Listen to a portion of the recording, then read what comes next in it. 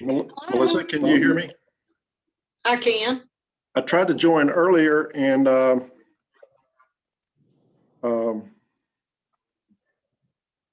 it said it couldn't hear me. So I can hear you. but apparently no one else. It says people are joining, but they haven't joined. So I don't know what's going on. Well, I ran into an error and had to go out and go back in. It threw me out. So Well, that maybe that's what I do.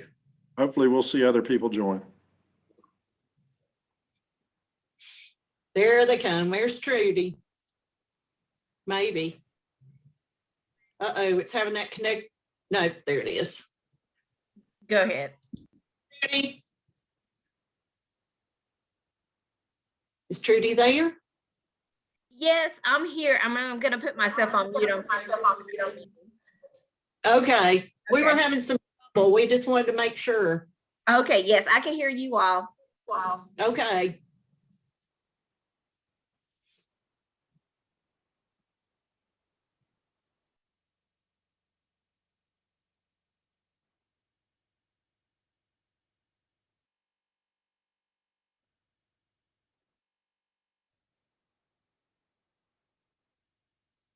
I'm sorry, but I'm not going to do that. I mean, shouldn't even have to have a license to fish anyway.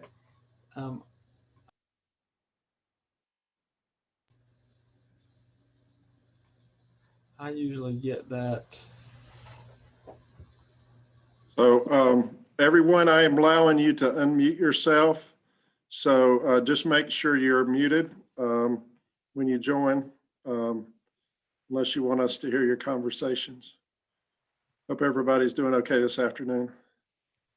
So normally I set up a waiting room and mute everyone, and today I'm just letting everybody in, and no waiting room, not muting y'all. So hopefully nobody joins with a bad intent.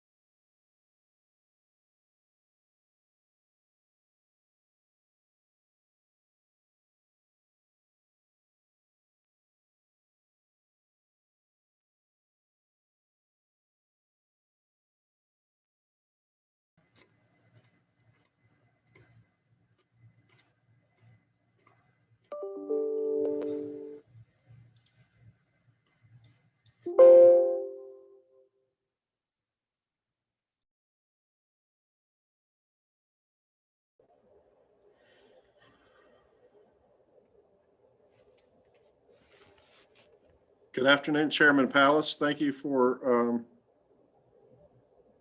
joining the meeting.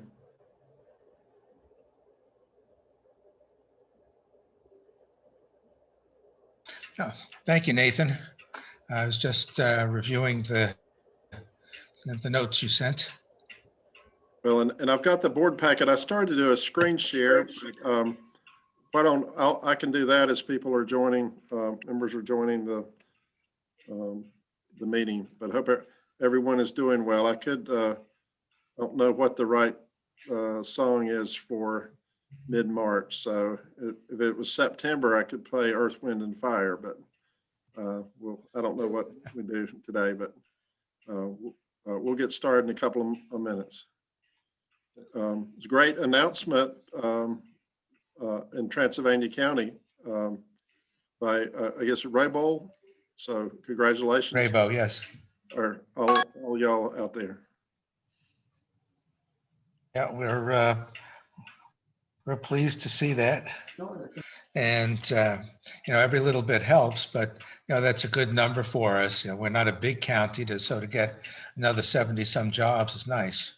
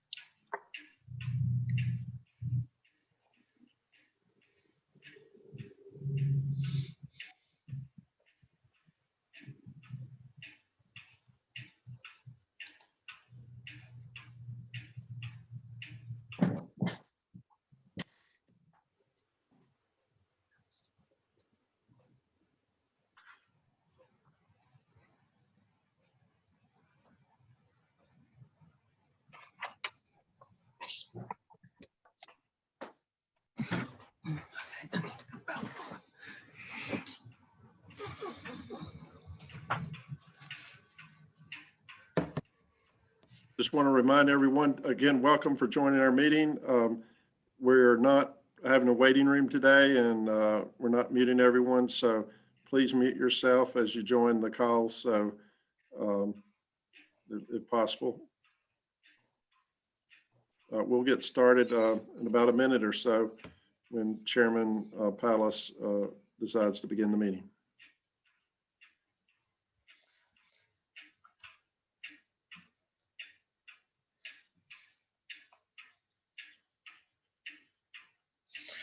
I'm showing 2:59 at the moment, so it'll be just a minute or so. And looking at number of participants right now and listing of them, we're probably in pretty good shape for our meeting.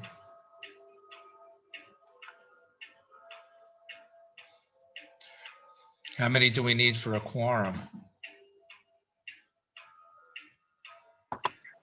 We need a majority of the board, which is 15 members, Mr. Chairman. Technically, for most things we have outside of the approval of our contract tracks, which will happen, later, I guess at our May meeting, we're normally okay with quorum is an issue for us. Okay. All right. Well, I've got 3 o'clock. So I'd like to call the March 2021 meeting of the Mountain Area Workforce Development Board to order. I want to thank everybody for attending the meeting today.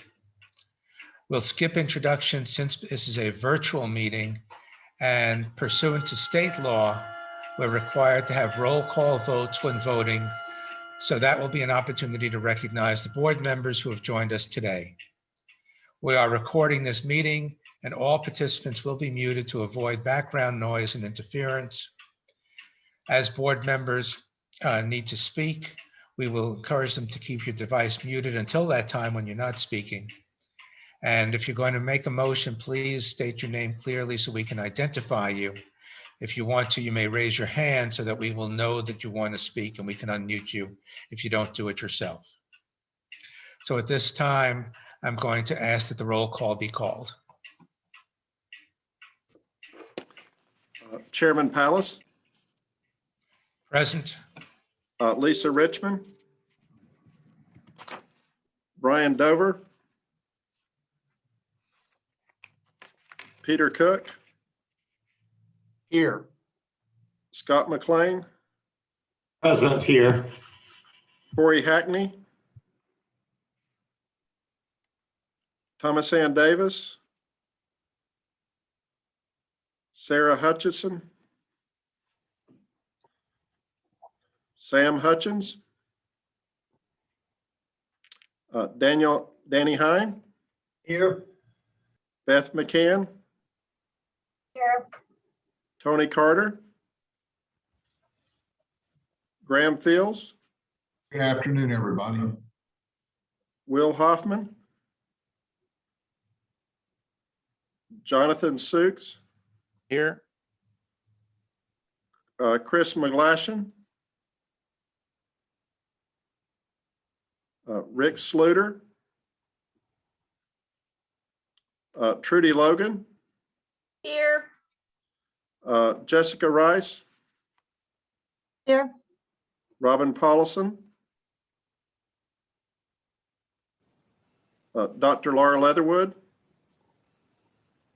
I think Dr. Leatherwood said she would be joining from her phone. So hopefully she's on the call. Dr. John Gossett, Dr. Terry Bellamy, Tony Reed, Here. April Brown, Rodney Embler, Here. Dr. Brian Weaver. Here. That completes the roll call, Mr. Chairman.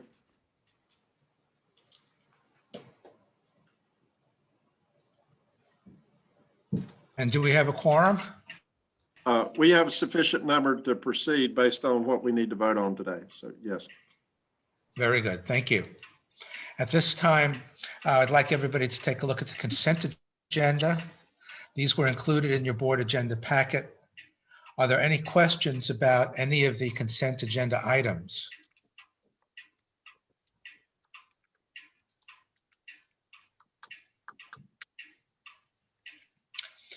Hearing none, I will accept the motion to accept the consent agenda as written.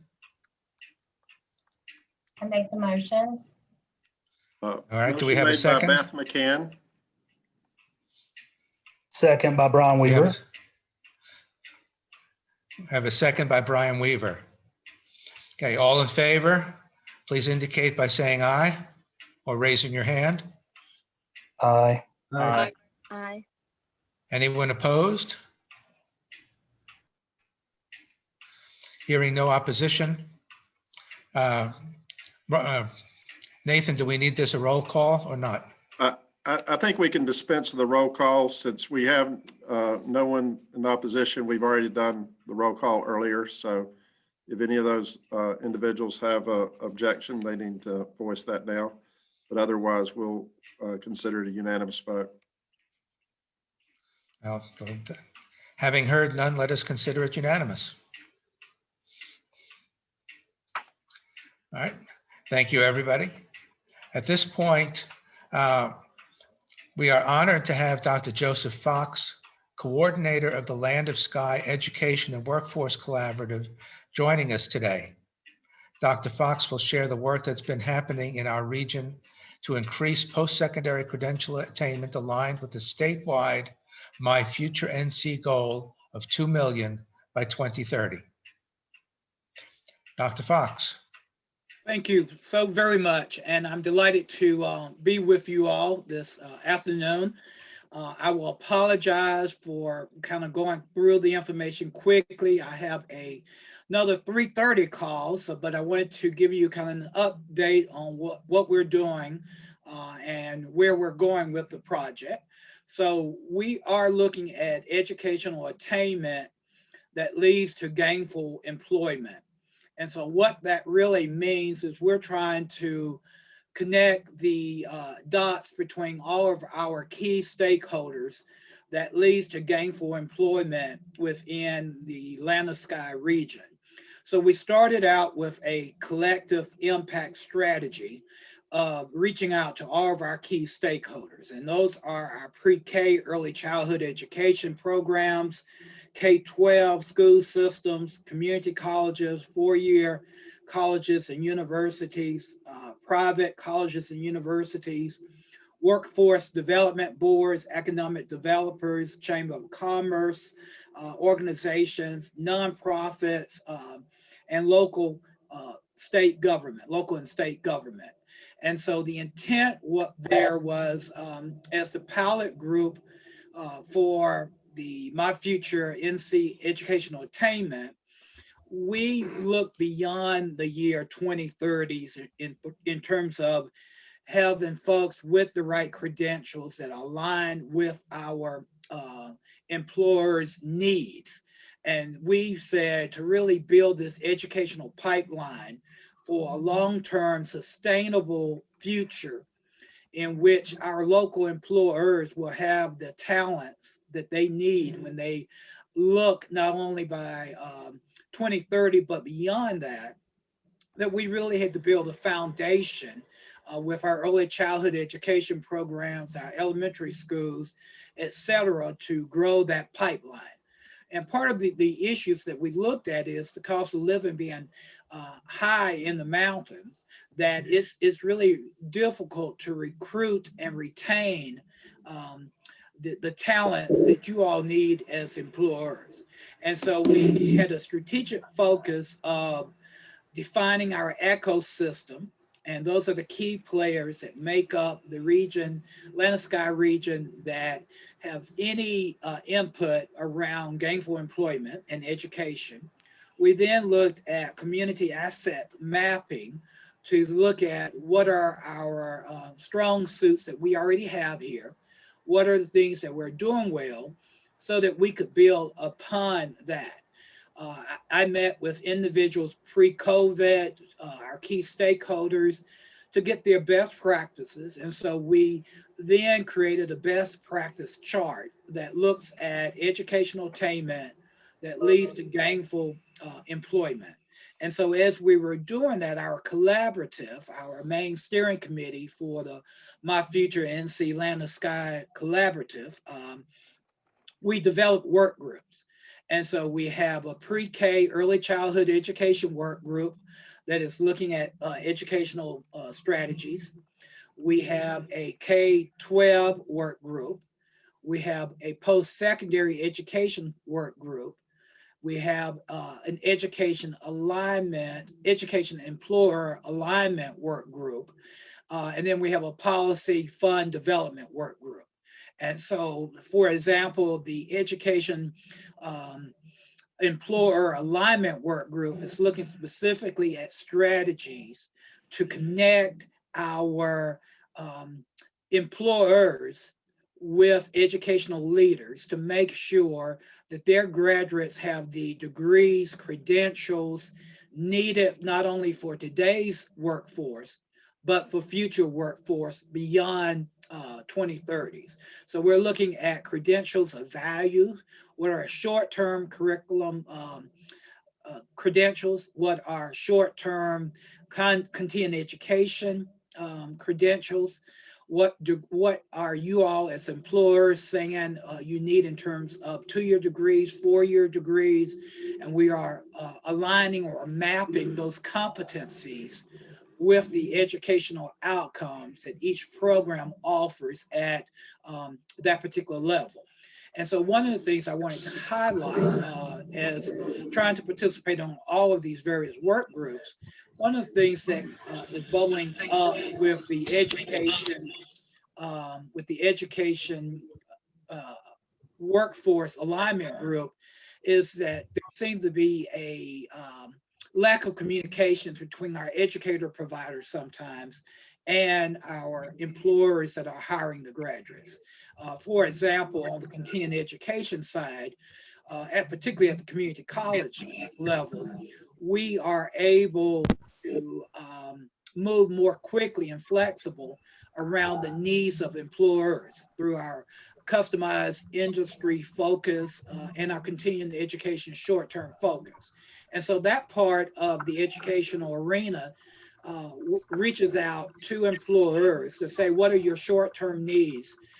They can turn that training around fairly quickly, either on their campuses or on the job site, to make sure that we're getting folks with the credentials that you need or the certifications you need in terms of hiring. On the curriculum side, of course, we have the 2-year degrees, the 4-year degrees, but even with that, you have some certifications and short-term programs. And so that particular committee is looking at aligning what are the needs in terms of your competencies in the workforce. So not only the credentials of value, we are also looking at what are the soft skills that you all are saying we need in employers, as well as the hard skills. We're also reaching out to HR folks in your organizations to find out how the job descriptions are being made and how we can assist with that. We have at this point developed strategic plan. We have funding from the John M. Belt Endowment that has allowed us a year planning. We're now moving into our implementation strategies, where each of the work groups have been asked to think of 1 to 3 strategic directions that really move the educational attainment needle from the degree levels and credentials to gainful employment. We will then put matrices on that, and we will probably narrow that down to 1 or 2 per work group that we can, again, with the Generous Foundation Belt Endowment funding, be able to implement those strategies within the next year to 3 years. We're looking at a more sustainable model, perhaps a P20 council that you'll hear more about that, to make this long-term sustainable, to really move that educational needle, but aligning that with the needs of our employers. We are asking our key providers to sign a resolution of support that supports the action not only of the work that's being done locally with the Land of Sky Collaborative, but the My Future staff out of Raleigh. So that's kind of the quick gist of what we have been doing for the last year and where we're planning on going around gainful employment. And so I wanted to leave a few minutes in case you had questions before I need to hop on my next Zoom call.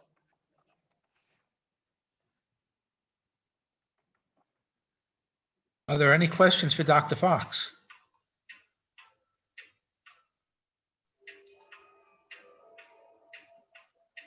This is Nathan. I just want to commend Dr. Fox for all of his leadership. You know, he's been incredible to help coordinate this effort. It's a significant undertaking. And, you know, if y'all didn't maybe catch what he said earlier, we're the pilot in North Carolina for a regional collaborative to increase post-secondary credential attainment. So it's just not about 4-year degrees, but aligning the workforce needs in our region with the education required. So Dr. Leatherwood with Blue Ridge Community College is on our steering committee and has really been invaluable. And I'd also like to give a shout out to Dr. John Gossett and Dr. Gede Laughlin at AB Tech, Dr. Michael Dempsey at Lenore Ryan University, Dr. Bill Cedarberg and Jack Cecil for their leadership. And as Dr. Fox mentioned, the Belk Endowment out of Charlotte has provided the funding for this work so far and has indicated they may be willing to continue funding it. So they've been incredibly generous. And so I would also say that if you work in human resources or you are an employer and not fully engaged with us, please reach out to me or Nathan so that we could connect you to one of our work groups. But you know, we also hope to be sending out a short survey around the skill sets that you need in terms of hiring folks, or if you're an educator, the programs that you offer, not only short-term, but also long-term. So thank you again for the opportunity to speak with you all. And if you need to follow up with me, Nathan has my contact information. Dr. Fox, could I ask a question? This is April Brown. Mm-hmm. Do y'all have a sense of how my future effort might be or might align with the State of the Workforce survey that we did, you know, as a region in 2018, and we're gearing up to do again this year? Yeah, good question. Thank you, April. So within our strategic plan, we recognized the chamber and its partners for the report, as well as building upon the, I think it was 7, maybe high growth areas in terms of industries that are growing and adding employers. And so most of our strategic work is based on a lot of that report. And so those are the partners that we're reaching out to discover what their hiring needs are, what their growth rate may be, and then how do we connect our educators and their programs to make sure that we have the talent management that they need when they are looking at their talent acquisition. We also are aligning that with the credentials of values to make sure we are communicating all of the pathways or alignment from specific programs. So let's say it's construction, and we're looking at your report, and it's highlighting construction management is increasing in its trend. So we have reached out to all of the 2-year and 4-year colleges that are in our region. I have an intern that I've been working with that's putting together a resource guide. And so within that guide, there will be a section on educational certificates and programs. There will be a link, a hyperlink to each of those programs in those areas that your report have highlighted as growth areas for Western North Carolina. So an employer can click on that link and will be able to see what short-term certificates, degrees, what long-term programs are offered in that particular area. They will also have the contact information for that person that is at that college, where they could reach directly out to that person and say, hey, we have 5 positions that will be open in the next month. Do you have any graduates or recent graduates that you would like to recommend we look at? So we are using that kind of as our foundational piece with the alignment. Okay.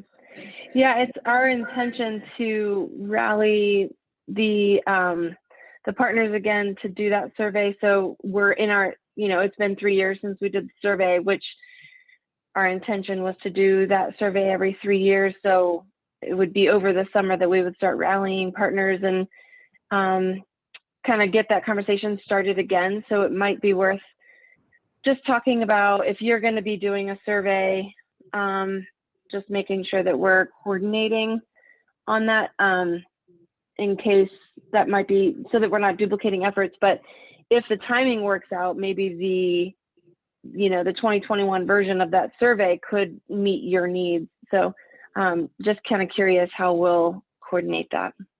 Yeah, and so what I will do, that's actually on my to-do list for the next 2-3 weeks, is to pull together. What I'm doing at this point is I'm going back through your survey, I'm going back through the LEAD survey and a couple of others that we have access to see what information has already been gleaned, but to also put together a skeleton set of questions that I'll share with you, and we will work to see if we can incorporate that into what you're currently doing. Okay. Yeah, I'm curious too if there's any conversation at the My Future state level, because my understanding is that they might be also talking to RTI about that survey. And so because the survey was created by RTI, it's been used by Raleigh and Wilmington. And so, we might just, I don't know if it becomes like an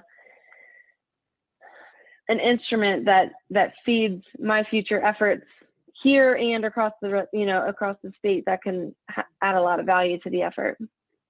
Yeah, I meet monthly with several of the staff folks from the My Future staff, mainly Melissa. Okay. And so we're coordinating efforts on not just that particular project, but several projects, particularly so that we can eliminate some duplication of efforts.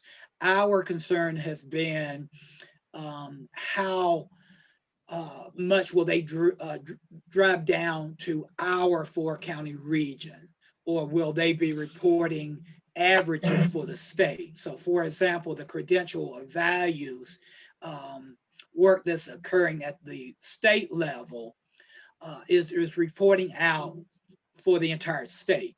It does not drill down to our region and specific counties. And so some of the things that we will do in terms of the survey that I mentioned will be reaching out to our local folks to drive it down to that level to say, okay, this is what the state is reporting in terms of alignment efforts, in terms of credentials of values. Do these hold true for our region? And maybe even down to the county level. So Transylvania County versus Madison County versus Henderson or Buncombe County, because what we anticipate we will see is the things that are relevant to Raleigh and Winston-Salem, Greensboro, and Charlotte may not be as relevant in terms of credentials and competencies needed for our local employers. So yeah, you and I can have some conversation around that and some alignment pieces of that. I hope to have that piece pulled together within the next 2 or 3 weeks so that I can share that with you. Thank you. Dr. I'm sorry, somebody else was talking. Trying to make sure I don't jump in over anybody, but this is Deborah. I am looking at an email that just came out from Nate Humphrey, who is in our system office. And they are also looking at trying to get an overall view of the North Carolina workforce credentials. And they've started a list. And I would love to somehow partner with this survey that you're sending out to see which ones we're missing so that we could add that to our listing. If you're going to send that out anyway, it seems like a good time to ask what credentials do they want. And I'm happy to share this email and this list with you as a starting point because it already has some credentials on there. But if you're getting ready to survey, I would love to just piggyback off of that and maybe get a more comprehensive list for our region, like you said. Okay, yes, please do share that with me, and we'll coordinate that. Okay. Deborah, I serve on the statewide Workforce Credentials Committee, and I've dropped the ball there because I need to send out to employers. On Friday, they asked all the workforce boards in the state to send out to employers that survey that you've referenced. So I'll try to get that out later today, and I apologize I haven't already done that. Oh, that'd be great. I'm glad you're on that because I was looking at this and I thought, wow, we don't have much time. But if there's another survey that's going out, maybe we could quickly add ourselves to that. I also want to mention to, I think, make sure you're muted if you're not speaking at the meeting.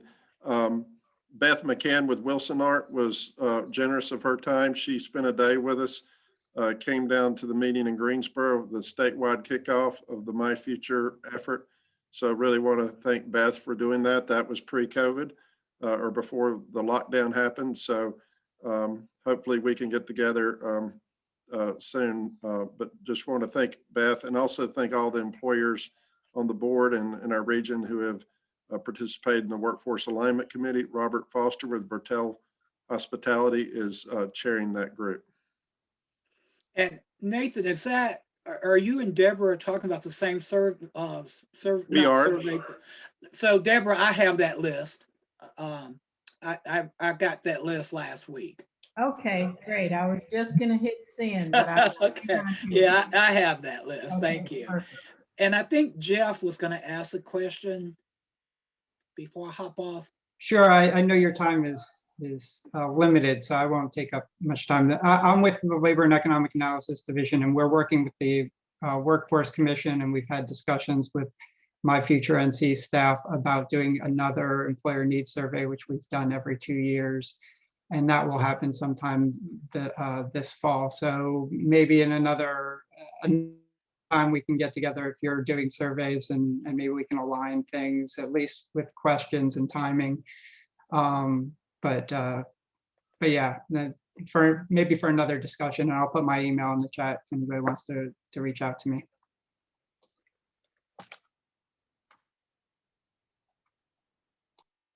Well, great. Thank you all. And I am going to hop off and get into my other meetings. So have a great day, and thank you for letting me share with you. Thank you, Dr. Fox.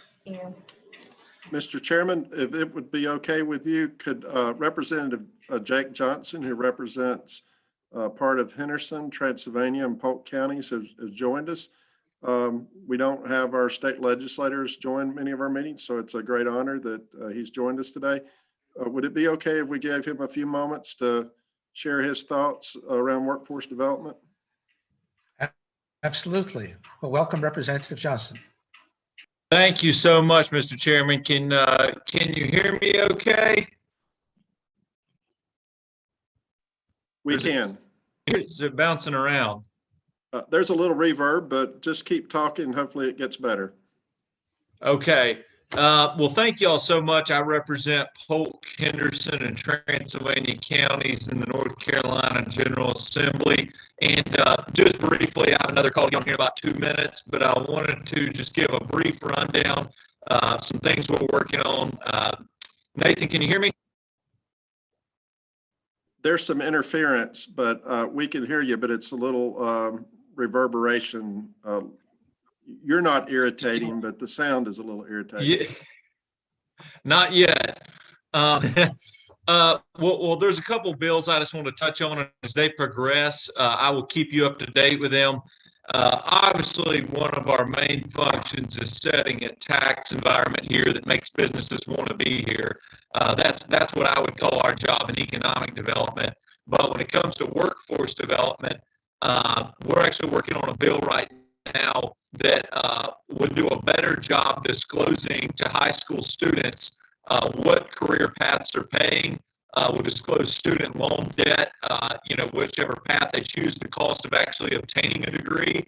For many high-paying jobs, you do need that 4-year degree, but it's not required to make a great living in North Carolina, especially Western North Carolina. So just doing a better job disclosing to our students on what their true career path options are, what those career paths pay, and what it costs them to get these degrees and certifications and things like that. A lot of these kids have been told their whole life, they're not going to be successful unless they go this one route.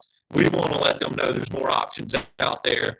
And then the next part of that is working with employers to make sure they know, the people that are graduating from these programs and have the certifications, and helping do everything we can to place people in high-paying jobs with the least amount of debt possible.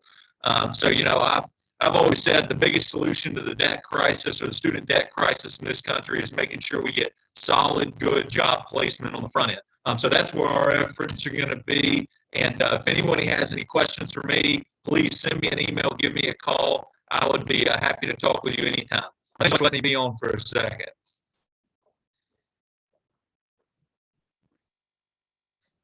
Thank you, Representative Johnson, and apologize. We had a little sound issues, but I think we could hear what you said. And certainly, and this is aligned with the My Future effort. We're not encouraging everyone to go to college. We want, you to increase your skills and education. Certainly that's a good thing, but, to align that with workforce needs, so apprenticeships and other work-based learning opportunities to expand that partnership with employers. I think, you're singing to the choir when you say that for the workforce board, because that's really what we're trying to focus on. So just let us know how we can be helpful, and we appreciate you taking some time out of your busy schedule to join us. Sounds good. Thank you so much, everybody. I appreciate you being on. Thank you so much. I appreciate the opportunity. Have a great day.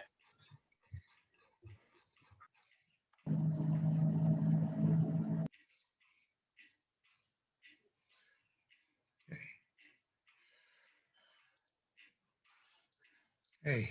At this time, we're pleased to have Jeff DeBellis, Economic and Policy Analysis with lead, to share with us the latest economic and workforce data from the North Carolina Department of Commerce. Jeff? Hi, everyone. Thank you for allowing me to speak today. I'm with the Labor and Economic Analysis Division. For those of you who don't know me and what we do, we basically come up with the job numbers that you all are familiar with and see every month.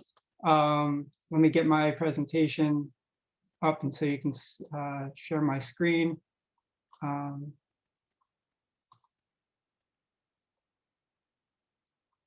One second. Can you all see okay?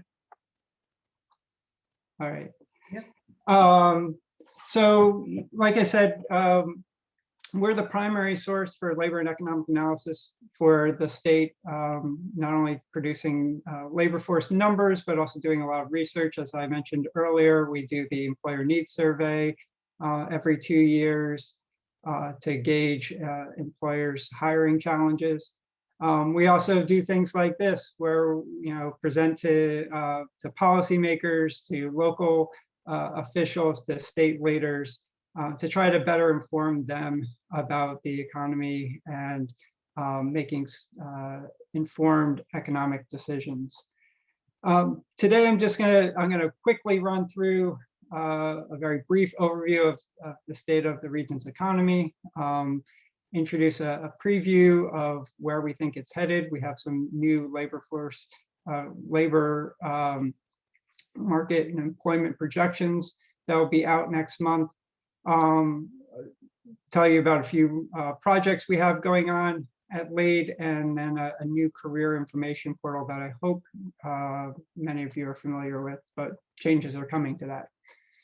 So real quick, where does the region's economy stand? You don't need me to tell you that it's been a rough year, but things are certainly getting better. As far as looking from last January to this January, we've seen the number of employed in the Mountain Area Workforce Board area increase by 5,000.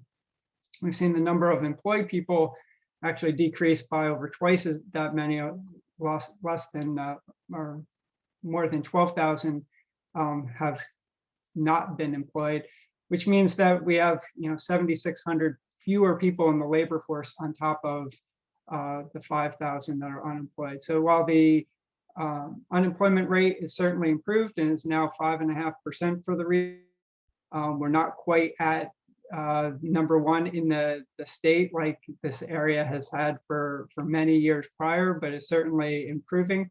The unemployment rate doesn't tell you everything. So, be mindful that a lot of people in this economy have dropped out of the labor force, hopefully temporarily, but they're going to be hidden in those initial numbers. We see a real quick bounce back in jobs, which is great. Looking at how the recovery from the Great Recession was, this is a little bit of a difference. This data is actually looking at the MSA, so the Asheville metro area as opposed to the workforce region. So the numbers don't line up exactly. We've seen a sharp increase, but now it's starting to level off a little bit. Job growth has slowed, and I think that's due to the pandemic. Obviously, we're not over things, and I'm excited to hear the governor is feeling secure enough to open up a little bit more. He made an announcement this afternoon to ease restrictions, and I think that as more people become vaccinated, we're going to see a quick jump back in a lot of these jobs, and so hopefully we'll see another big jump in the near future. Hospitality obviously was hard hit. This data that we're talking about as far as jobs is not seasonally adjusted. So if you want to see where things go, you're best looking at the same month a year before, because you don't have to deal with seasonal issues. When we looked at last April to April 19, we obviously saw leisure and hospitality lose the most jobs in the MSA. But we've seen a sharp change when we look from January this year to January last year. The number of jobs in leisure and hospitality is down less than 7,000. For the region, we've even seen a couple industries increase jobs, professional business services and transportation and warehousing. So all those Amazon deliveries, all the food ordering, all those transportation services are having a positive impact on the economy. Nearly every industry has seen a bounce back, minus government and a small amount of information. So I think things are going to get even better, real soon. At least that's what we're hoping for as the summer months come to be, and as the virus hopefully starts waning. We've already seen job openings increase beyond what they were last January, up nearly 20%, January 2021 versus 20. So that's a precursor to hopefully new job development and employment. But there's still a lot of uncertainty, and there's going to be a good deal of uncertainty, at least until we're through this pandemic. A lot of the trends that had been occurring prior to COVID have been continuing, and we're really interested to see how whether they accelerate or get better or worse. One of those is the hiring difficulties. You saw how the number of job openings is up.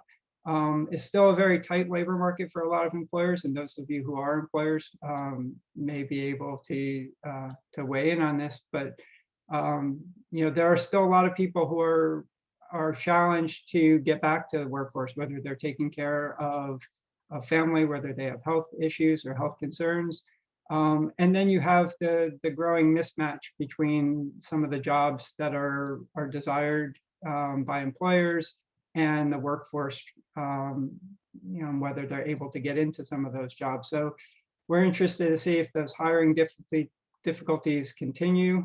That could have a way down the economic growth. We've seen growing inequality that's existed well before the pandemic, and this pandemic has certainly hit a lot of low-wage individuals and low-wage industries. How quickly they're able to come back. Fortunately, some of the stimulus that has come out of Washington will be a help.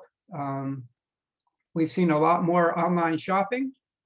Is that trend going to really continue? It's been in the works for a long time, but it feels like it's accelerated during the pandemic, and we're all interested in watching that, as well as automation and how all businesses have invested in new technology or new processes to some degree. And so we're going to see a spike in automation.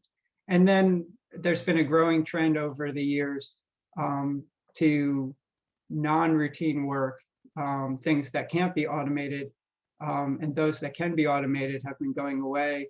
We're starting to see some of that play out in some of the services, though, where non-routine work, kind of manual stuff, even cashiers and waiters and waitresses, people have to deal in services and with the public. Some of those jobs are starting to get automated. Some of the professional jobs maybe as well, and there's some uncertainty as to how quickly that and to what degree that impacts the economy. But in the long term, the Labor and Economic Analysis Division does 10-year projections every 2 years of regional economies across the state. And we look at jobs by industry and occupation.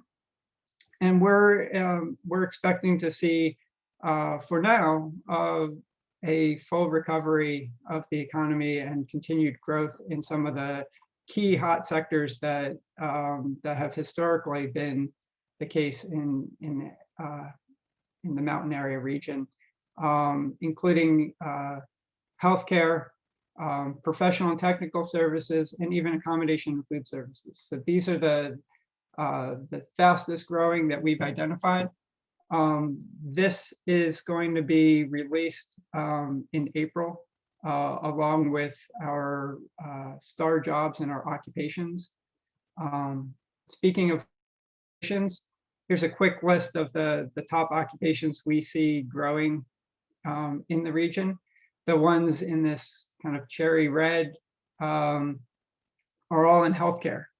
So a lot of many of the fastest growing jobs in the region, to no surprise, we're projecting are to be in healthcare, but also things like software developers being having the fastest growth rate, as well as market research analysts and some veterinary tech services. We're projecting each one of these to grow at least 24% over the 10-year span looking back from 2018 up through 2028. And when we release this data next month, we'll also include our star jobs. So we take each one of the occupations, which next time will be over 600 occupations, and we give them all a star based on the number of job openings we expect in that occupation, the growth rate of that occupation, and the wages that they offer. And so we're looking at about 53 right now, 5-star jobs for the region, about 2/3 of which would require a bachelor's degree or above, but 1/3 of which would not. So I think there is certainly some opportunity across educational attainment levels. So like with the short term, there are places where we could be wrong, or where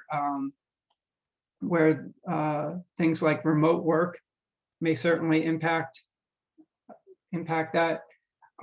Use of technology and efficiency. I mentioned automating out some of the routine work. That can certainly have longer term impacts.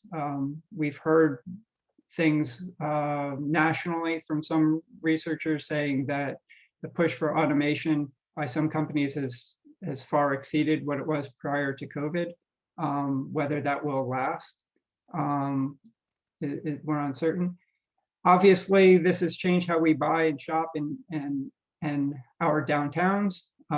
We hope that our downtowns will come back even stronger than before. All this pent-up demand, but some of the retail establishments may or may not change. We've seen a spike across the nation and across the state in entrepreneurship and during COVID, and not sure whether those are temporary businesses or whether they will hire individuals and grow and last, but that's something that could impact things as we move forward. So LEAD's job is to help people take all this labor market information and data and access it and understand it.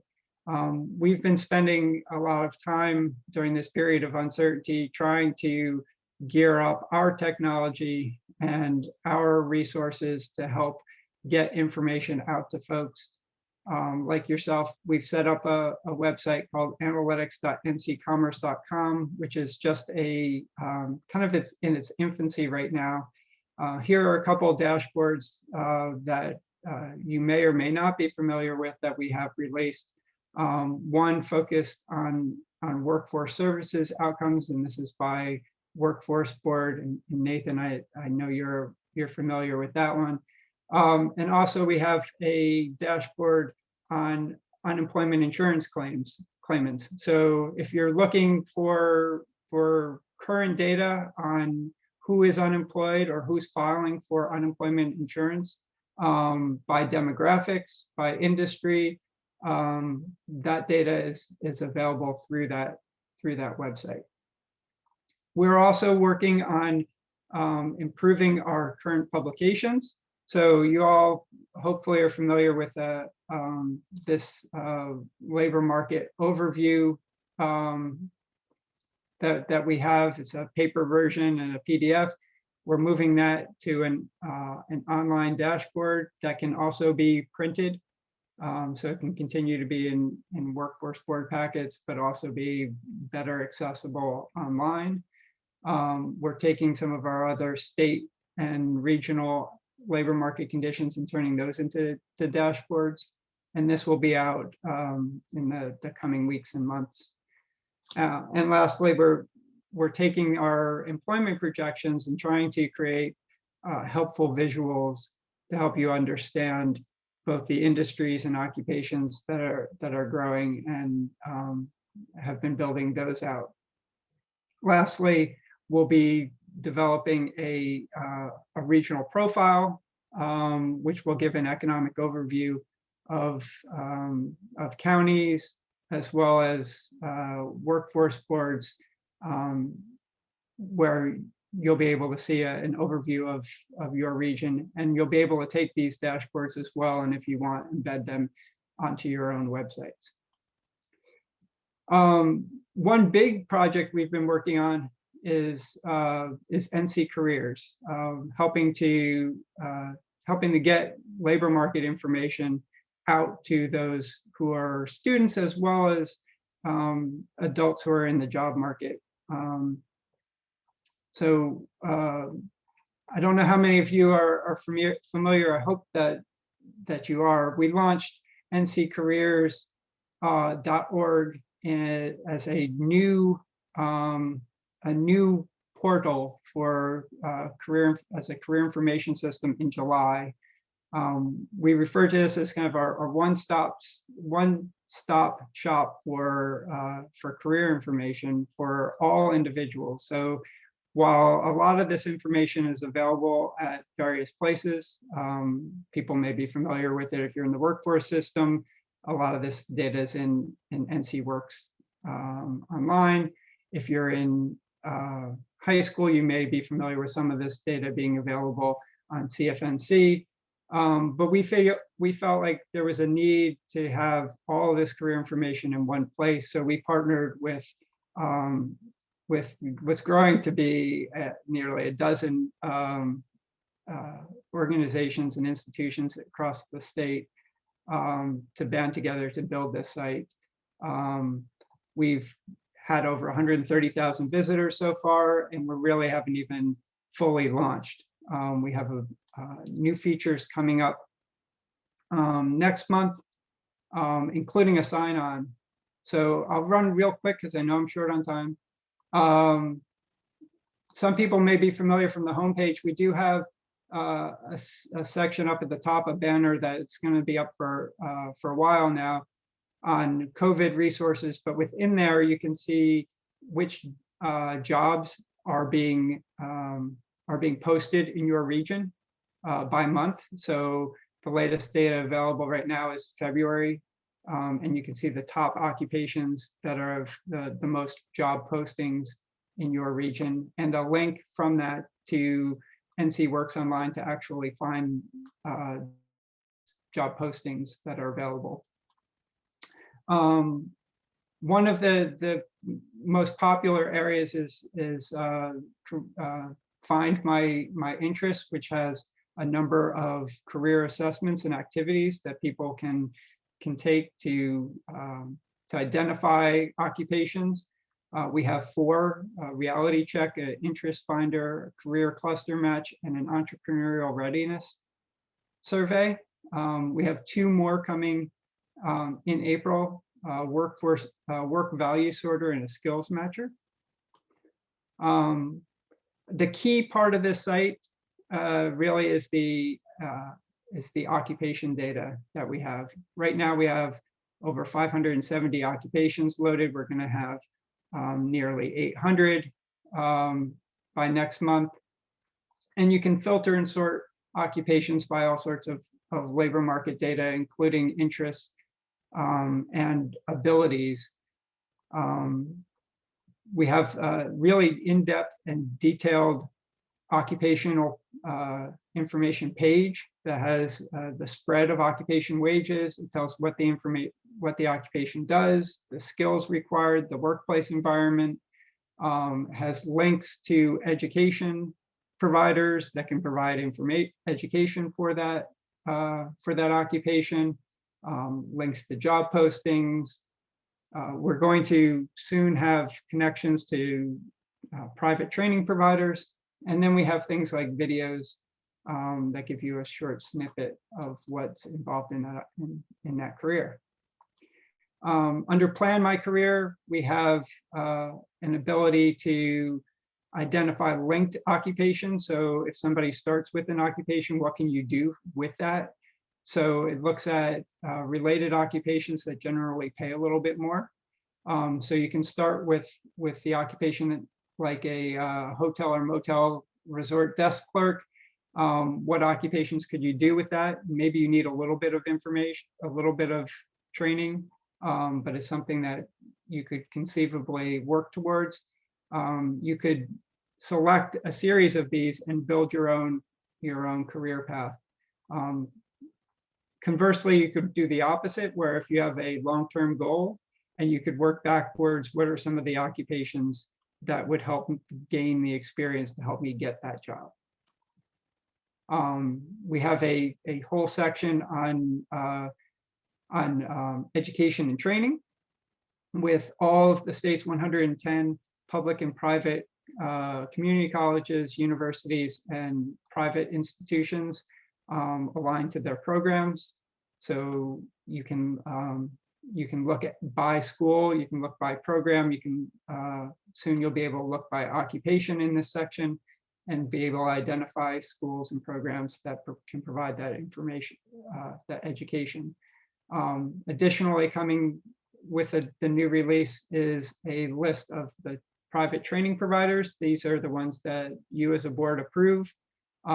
We are not encouraging people to go directly to them, but instead we're letting folks know that this training and these providers are available and that they can click on a link to learn more that will take them to NC Works Online and the career centers to be able to see if they're eligible for WIOA.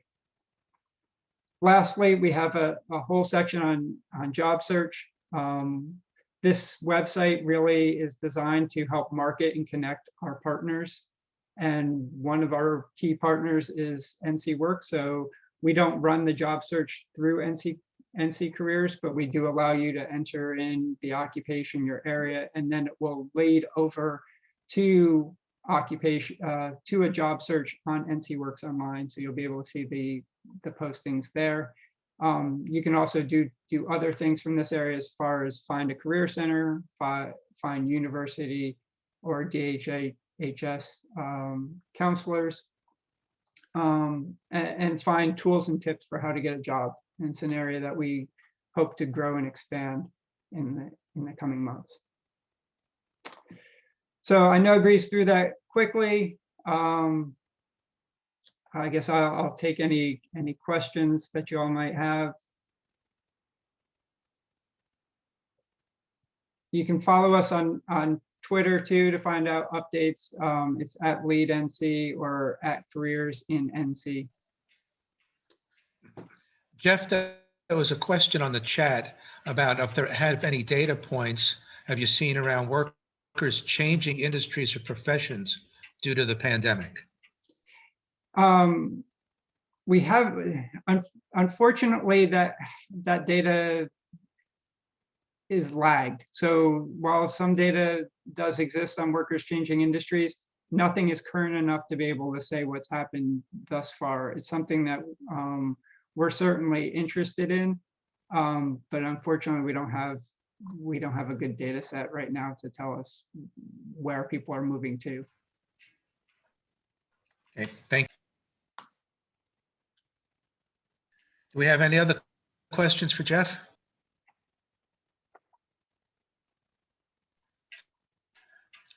I don't hear any. So, Jeff, Jeff, well, we certainly appreciate you spending the time with us this afternoon, and we look forward to being able to see that data.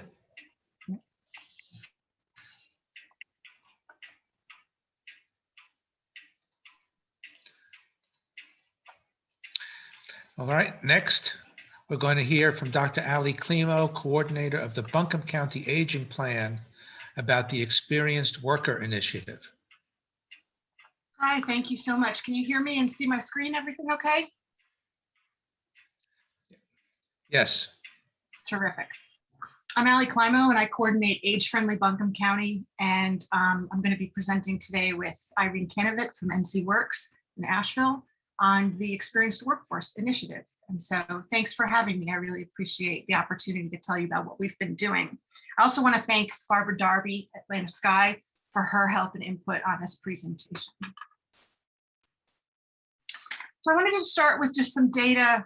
This is Buncombe County specific data, but in my world of this community, I'm focused on folks who are aging, and that really includes people age 50 and over. Wanted to show you these projections. This comes from the North Carolina Division of Aging and Adult Services. And on the top left, you see the population age in a particular age bracket in 2019, and then projected to 2039, and the percentage change. And I want to particularly point out that 2019, 1 in 5 citizens in Buncombe County was age 65 and over. And by 2039, that's projected to be 1 in 4.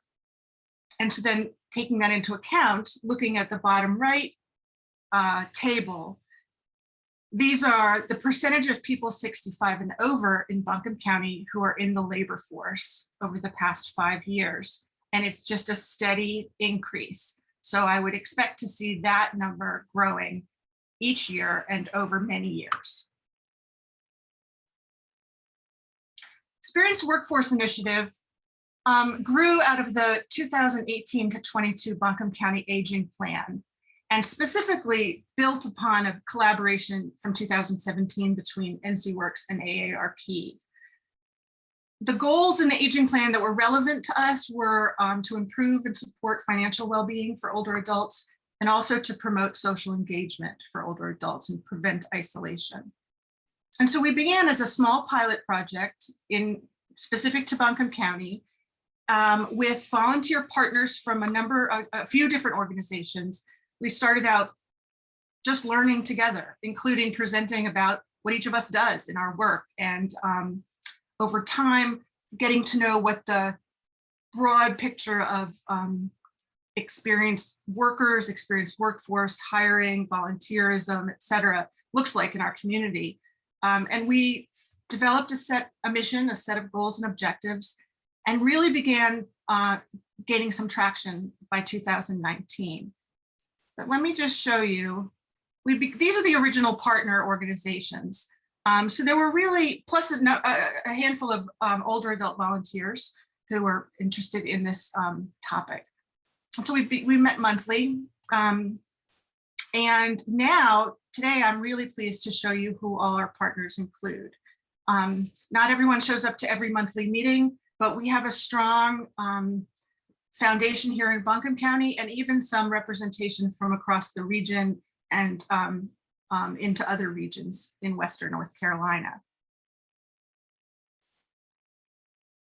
Our mission is this: to support and promote the engagement of adults age 50 plus along the workforce continuum. And this is what we define as the workforce continuum, from volunteer work to stipend-based training, entrepreneurship, part-time work, and full-time employment. Our steering committee meets monthly. We meet on the first Wednesday of each month from 12:30 to 1:30. I don't have the time off the top of my head. And our next meeting is April 7th. I encourage you, if you're interested, to please join us, or at least if you want to join our email list, and you can email me at allison.climo@buncombecounty.org. The goals for our group are twofold. One is focused on employers and organizations and to educate them about the value of 50+ talent and the opportunities that that population brings to an organization and the workforce. And then in addition, our goal includes providing networking and skill building opportunities for dislocated workers and long-term unemployed, especially those over, as I said, age 50. For 2019, which is really the first year we kind of had our, oh, here we go. I'm sorry. I'm going to stop you. I'm very sorry. I'm going to now hand the mic over to my wonderful colleague, Irene. And Irene, why don't you take it from here for a little while and then I'll rejoin in a few minutes. Sure, Ali, thank you. I'm going to talk about the objectives we developed really in the late fall of 2018 to implement in 2019. And we held 2 events as a result of our discussions and everything else. One was a symposium for human resource professionals and interested community members. And the second one was a job fair.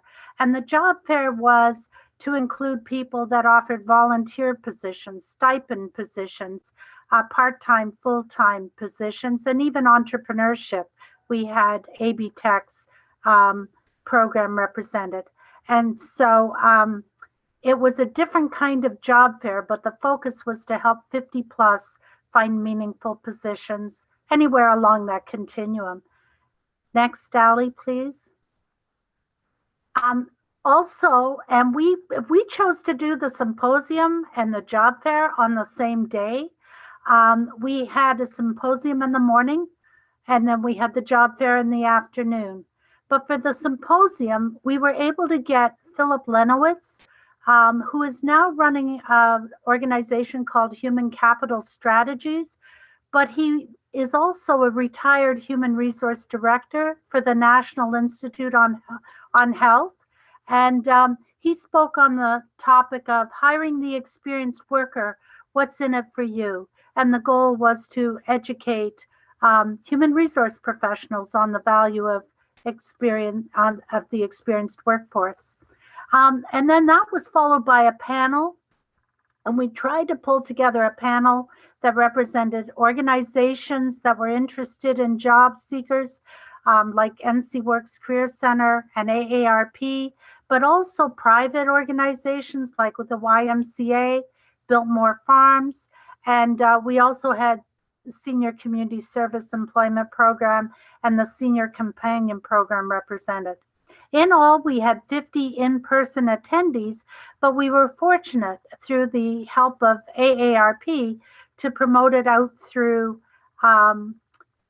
Facebook Live, and we reached 3,284 individuals. And during that symposium, we also presented our first annual EWI award to Ellen Westbrook, and we have been offering it, presenting it every year since. Hopefully we will have it this year as well. The goal or the award states for going above and beyond to champion the engagement of adults age 50+ in the workforce continuum. Next, please, Ali. At the job fair, we had 15 employers and 9 volunteer organizations, and they reported an average of 14 qualified candidates that they met, and they also reported offering on average 5 promising leads. Those were hard leads, and they made 9 job offers. They had 83 job seekers, and of those job seekers, 56% were seeking full-time employment, 67% were seeking part-time employment, 26% were seeking volunteer opportunities, and 7% stipend-based work. Unfortunately, we don't have any reports for how many were seeking entrepreneurship opportunities. But job seekers learned about an average of 3 job opportunities each, and as a result of everything, employers made 75 invitations to individuals to follow up with the employer after the fair. Next, please. So in 2020, we changed a little bit. We adjusted. Trying to hold a symposium and a job fair on the same day was quite a task. So we moved to quarterly lunch and learns. I'll tell you a little more about our lunch and learns in a moment. We also we're going to hold a second Asheville 50 Plus Works job fair. It was scheduled. We had the place reserved. Unfortunately, we had to cancel because COVID came along. Next, Ally, please.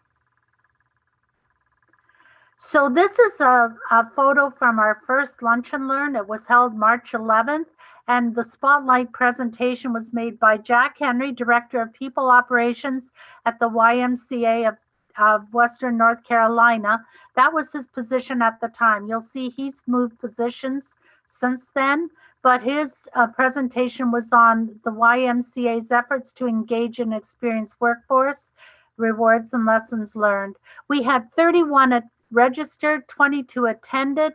It was held at the Asheville Chamber of Commerce. It was sponsored by AARP. They provide us a wonderful lunch, and we had planned to do that for the remaining time throughout 2020.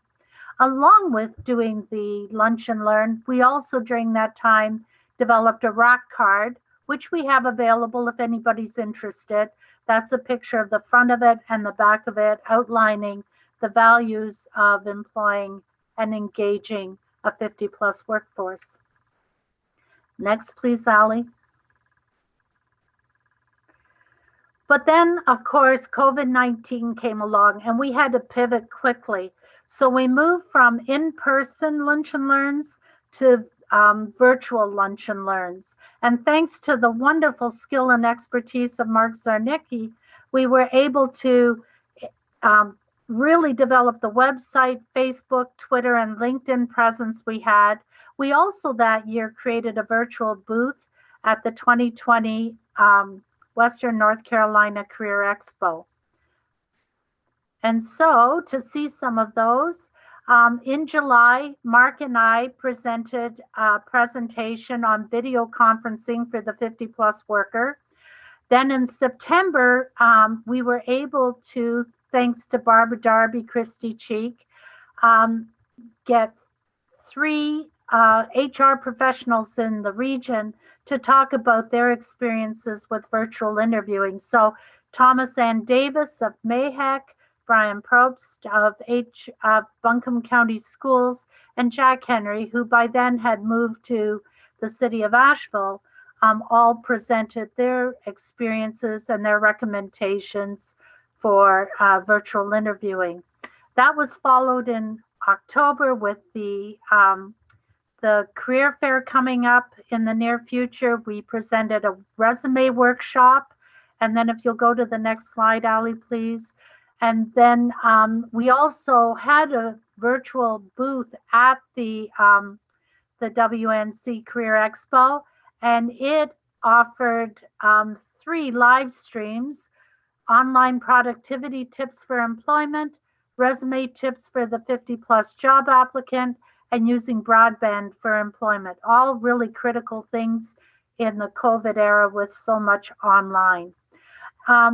Then in December, through the 2020 virtual recognition event that Mountain Area Workforce Development Board held, we were able to present our 2nd annual Experienced Workforce Initiative Award. It was presented to Natalie Shaft of Biltmore Farms for going above and beyond to champion the engagement of adults age 50 plus in the workforce continuum. Our most recent presentation, also a virtual presentation in a Lunch and Learn, was called Over 50. It's a great time to start a business, so focusing in on those entrepreneurial interests of our clients and our base. And it was presented by Bob Krollman and Sherry Lucas, and it was promoted actually nationally through AARP, not quite on purpose, but it worked well. And they had to register through AARP, but what happened was it led to 880 views of our website. And by last week, 2,170 total views. So of the presentation. So that was an excellent response.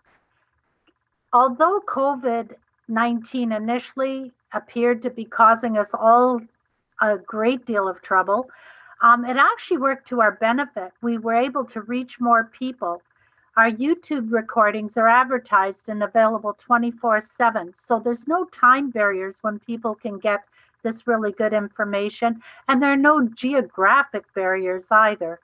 Our virtual interview Lunch and Learn, while we only had 5 participants in one of the, I believe it was the resume workshop, it actually has led to 60 YouTube views. And our entrepreneurship Lunch and Learn, which AARP advertised nationally, as I mentioned before, 349 people registered, and we had 101 people attend that event. And Ali, I'll turn it over to you at this point.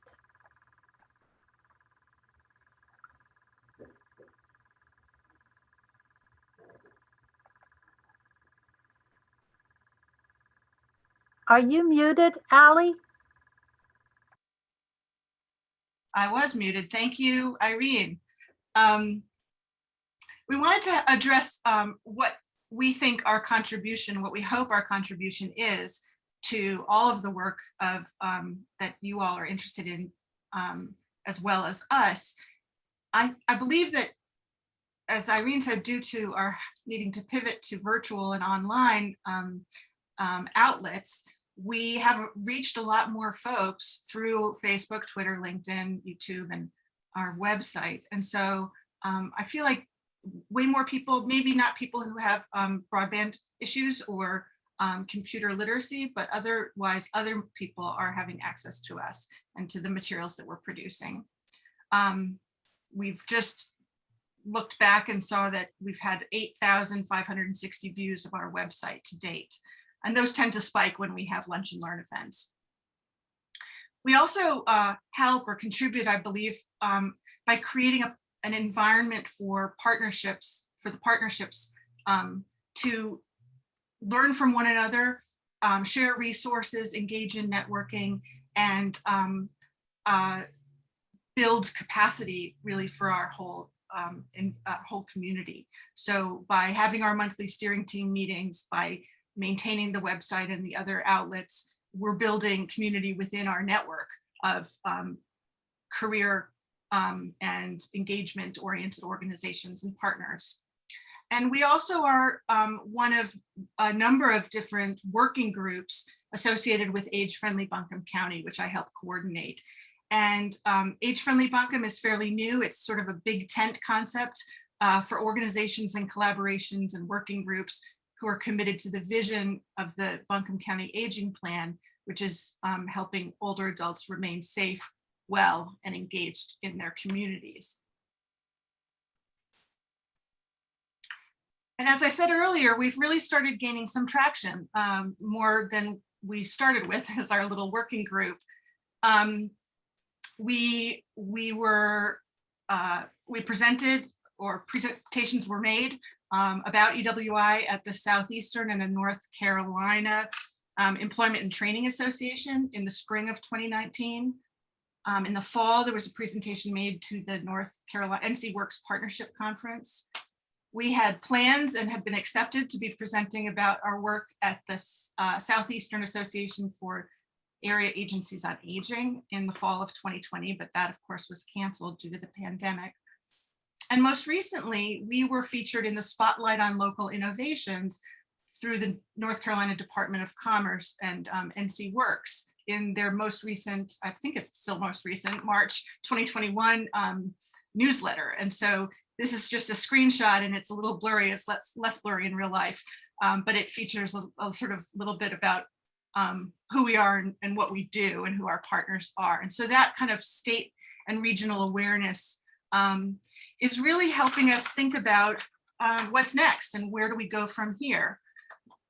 So in addition to hopefully setting up a virtual booth again at the upcoming WNC Career Expo, which will be in hybrid form, We are continuing to plan on lunch and learn events. They'll be virtual until they can be in person, though we may still continue to record them and present them on demand because of the success we've had. Those will be on the first Wednesdays in June, September, and December at noon, 12 to 1. We're hoping to identify or establish some metrics to measure our impact more directly. Are the people who are observing and taking part in our materials, are they gaining employment that they've been seeking? Are we helping in a direct way? We don't know, but we hope to think so. And we hope to be able to find some data that would help us see that more clearly. We're really excited by the growth in our partnerships, and especially growth outside of the Buncombe area. While the age-friendly Buncombe initiative is specific to our county, the partnerships and the efforts really expand way beyond our boundaries into all of Western North Carolina. So we hope to continue to expand our reach geographically. We hope to continue to add employers and organizations as partners and flesh out our capacity to educate employers and organizations and support job and engagement seekers over age 50. I want to especially thank the Mountain Area Workforce Development Board for giving us this chance to tell our story, and for other technical and logistical support that you've provided us over the last couple of years. Before I end, I want to share this word cloud. This was an activity we did as part of our first and only in-person Lunch and Learn event in March of 2020, where we asked people to generate 3 words that come to mind when you think of experienced workers. And so I'll encourage you all to think of what words come to your mind. Maybe you can put them in the chat. I just had that thought.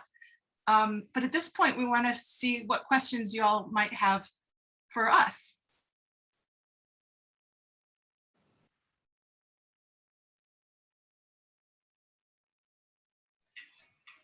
Does anybody have any questions for either Ali or Irene?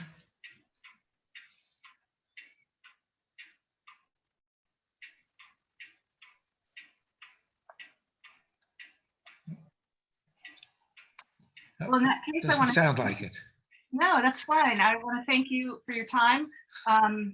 Here's how you can contact us. Our presentation, the slides here, and maybe even a recording will be on our website at some point. So thanks very much, Nathan, for the invitation, and thanks everyone for your time. Well, thank you, Ali and Irene.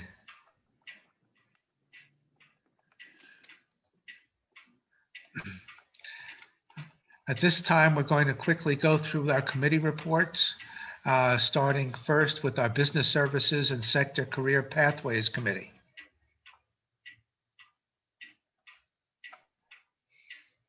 Hi, can you hear me? Yes, we can hear you, Trudy. Hi, good afternoon, everybody. I was just trying to toggle with my notes that I was taking from the last presentation, and was like, oh, I didn't realize I was up first. Good afternoon, everyone. I hope you're doing well. I just want to briefly report as far as the Business and Sector Career Pathways Committee. We met on February 25th. And as a result of that meeting, a few activities that we have going on or action items. We're working on a survey to collect more information in our region as it relates to how businesses are using social media to recruit employees. Our hope is to get this survey out to human resource officers in our area so that we can be better informed as far as how they're using social media and what needs that they have. The other thing is that we are going to meet with Sabrina Sanchez, who is a representative of LinkedIn, and some other staffers from LinkedIn on this Friday at 1 p.m.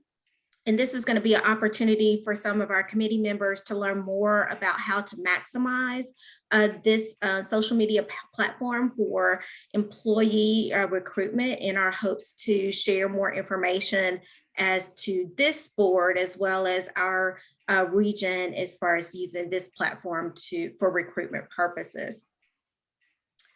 We're doing some follow-up with the Department of Commerce to ensure that we understand our state reports. As you know, our state has goals as it relates to penetration rate or engagement from business services activities for NC Works. And a part of our committee's work is to enhance the connection to businesses in our area and their connection to NC Works. And so we want to be more informed and educated as far as how those metrics are determined so that we can be sure that we target our efforts appropriately to hopefully re-engage businesses that maybe have kind of dropped off the radar of using NC Works, as well as engaging new businesses.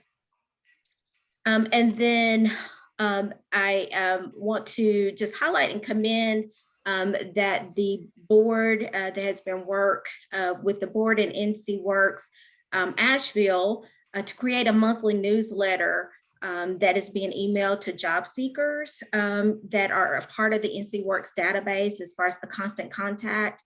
And so a part of that newsletter features businesses. And so to date, the Mayhack, Omni Grove, Park Inn, Vertel, and Bright Farms has been featured as far as providing more in-depth information about those organizations, what types of positions they have, and those kinds of things, including quotes and sometimes pictures from employees there to give job seekers more of an intimate look, if you will, at the organizations.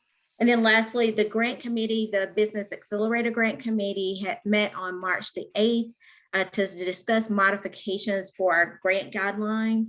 And so, as you all know, we have cycles when funding is available to provide training dollars to businesses in order to enhance the skills and education of their workforce. And so, so those guidelines are being modified in anticipation of the next grant cycle. Any questions for me? All right, thank you. All right, thank you very much, Judy. It's a very comprehensive report. Thank you. Next, we'll hear from Jonathan Seuss on the NC Works Next Gen Youth Programs and Services Committee. Jonathan? Thank you very much, everybody. I have quite a bit to cover, but I'm going to try to do it in a short period of time here. So our committee had a meeting February 4th. We went over the report on homeless youth from our November 9th meeting and really asked the question to the committee on what can the board do to help these students and students in general. Just, as an update, everybody knows that some of the schools are back to in-person learning, some are still not.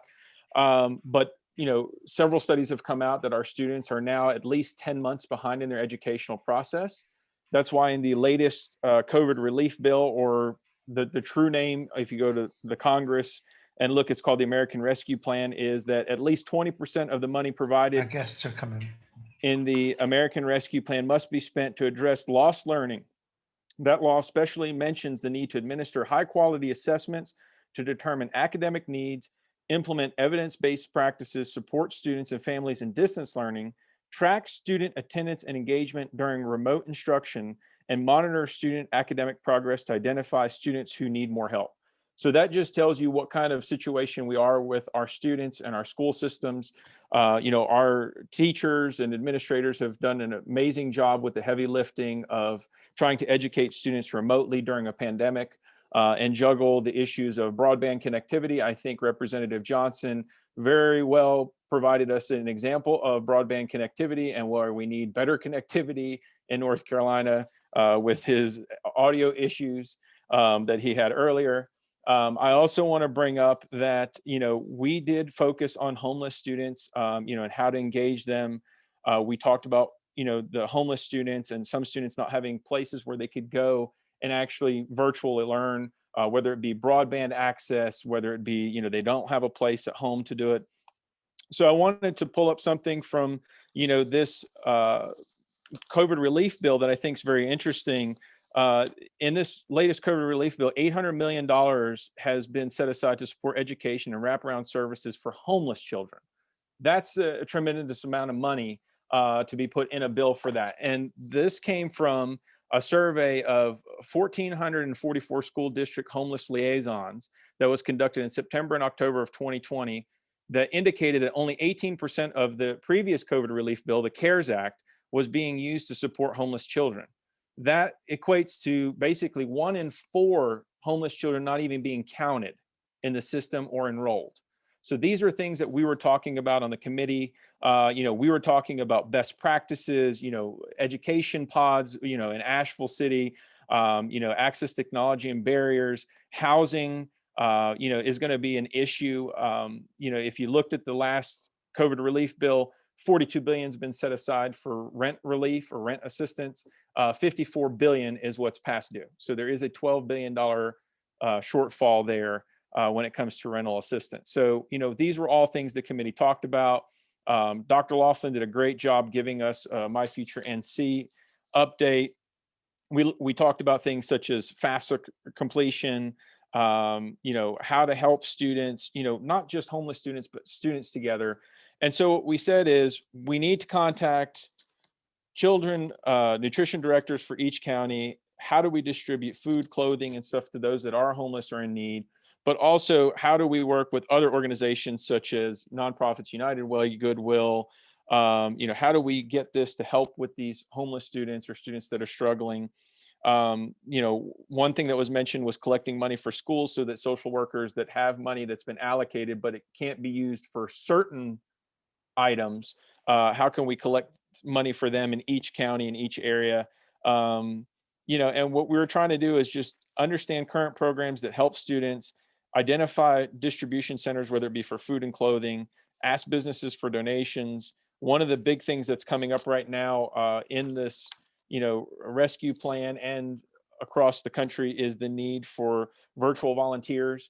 I saw a piece today that says, a volunteer or a mentor, they're asking for all of the above for these students. We've looked at PPE for our schools for in-person learning, developing a resource bank for our next gen students, whether it be career pathways, whether it be these distribution centers or learning centers or places that these students can go. And then train students for entry jobs, a bridge to employment for those that are in such dire straits that they're just looking for employment to get them out of their current situation.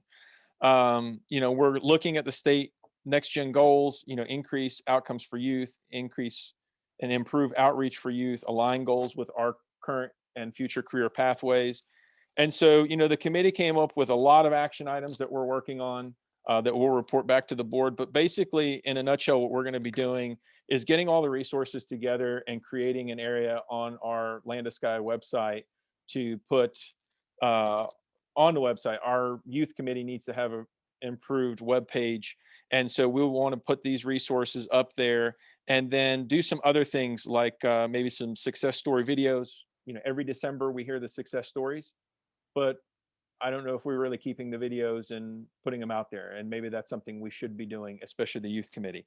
Expanding information on our service providers and having them even report to the board on what they're doing, maybe some specific projects, looking at other resources. I know Christy Cheek and I are looking at some stuff that's being done in Texas that's pretty neat. They kind of stole the Honey Nut Cheerios bee, and that's kind of their mascot. And they're doing some really neat things about what I want to be when I grow up. So, this is what the youth committee is doing. Like I said, our main goals is to get all these resources together, work with our next gen goals for everything that we're doing, and create an area on our website where all these resources can be put together. So I don't know if there's any questions. Again, that's a lot, but that's because the youth committee has been really, really involved in a lot.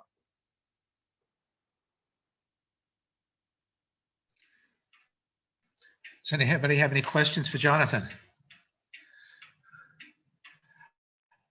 No, certainly comprehensive, and it sounds like you've been quite busy, and we appreciate everything you're doing there, Jonathan. You and the committee. All right, next we will hear from, excuse me, Derek with the Work-Based Learning and Apprenticeship Committee. Actually, I'll be presenting it on behalf of our committee for us today. And I hope to win an award for going the quickest.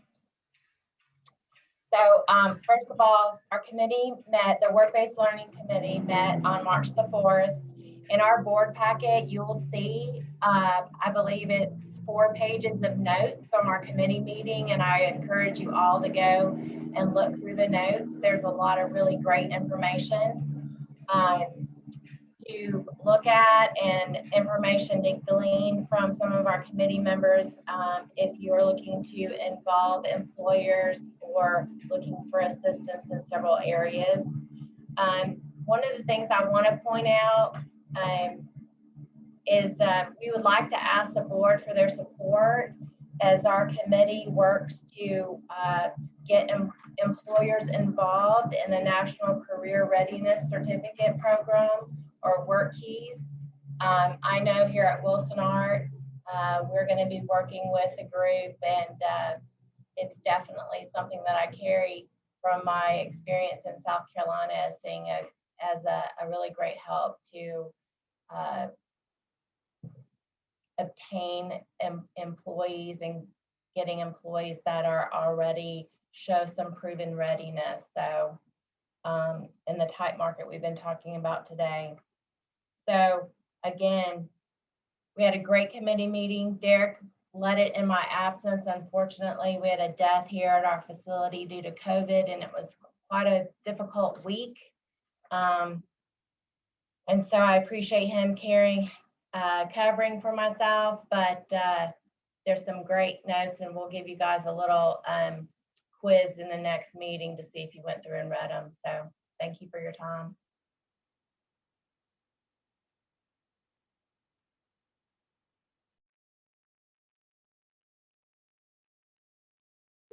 Thank you, Beth. I appreciate that. I'll make sure I study up for the quiz. Nathan, I'm going to pass this over to you now. Thank you so much, Chairman Palace, and really appreciate all those reports. It's great to hear all the work board members are doing. I know y'all are engaged in so many things the board is working on, and just want to give a shout out to the board members, also our board staff. We haven't really trumpeted this, but want to give a shout out to Barbara. She now has the title of our Assistant Workforce Director. So congratulations, Barbara. Melissa is our Workforce Operations Specialist, and Zia is our Finance and Workforce Specialist. So want to congratulate them on their additional responsibilities that they're taking on, and really appreciate their hard work.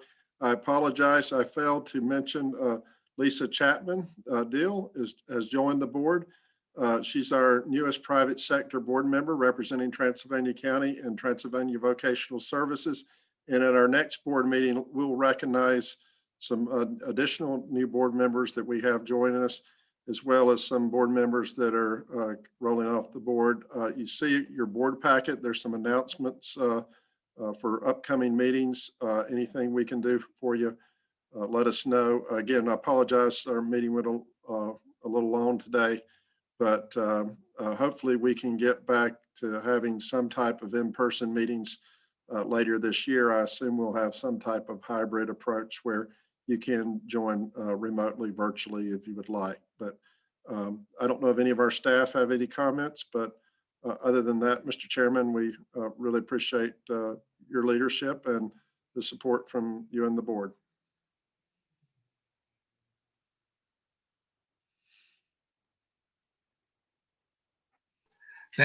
Thank you, Nathan. And we certainly appreciate everything that the staff is doing, and congratulations to all those promotions. And I'm sure that it's due to some hard work, and certainly richly deserved. All right. As Nathan said, you did receive the board packet. There are a number of reports there. I encourage everybody to review them. And at this point, I would just say that if you have any questions, please send them electronically to Nathan, and then we can get any issues that might be there resolved. I guess that at this point, I'm open to a motion to adjourn.